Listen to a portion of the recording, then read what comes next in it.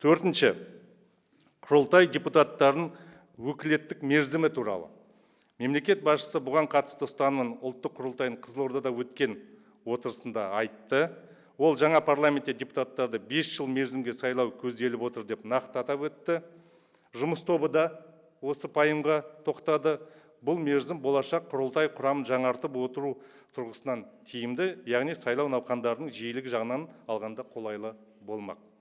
Бесінші, бір палаталы құрылтайының заң шығару үдерісі туралы. Бұл мәселеде жұмыс тобының отырыстарында жан-жақты талқыланды. Нәтижесінде құрылтай жұмысына заң жобаларын 3 оқылымда қарастыру форматын енгізу ұсынылды. Алғашқы екі оқылымда заң жобасының мазмұны айқындалады, ал үшінші оқылым заң жобасының заңнамалық тұрғыдан дұрыстығын қамтамасыз етеді. Бұдан бөлек заң шығару үдерісінің үздіксіз болуын қамтамасыз ету мәселесі көтерілді.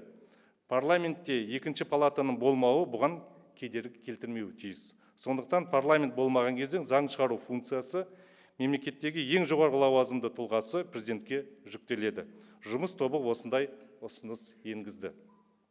Алтыншы, парламенттегі квоталар. Бұл туралы президент ұлттық құрылтай отырысында егжей-тегжейлі баяндады. Мемлекет басшысы айтқандай, президенттік квота деген болмайды.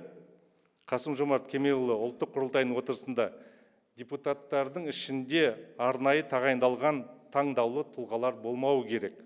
Олар бәріне бірдей ортақ тәртіппен сайлануға тиіс деді. Бұндай қадам болашақ құрылтайдың құрамын жасақтағанда бәріне бірдей мүмкіндік берілуін қамтамасыз етеді.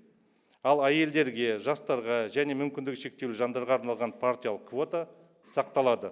Себебі бұл парламенттік емес, партиялық тізімдегі квота. Мұның барлығы конституциялық заңдар деңгейінде шешілетін мәселелер.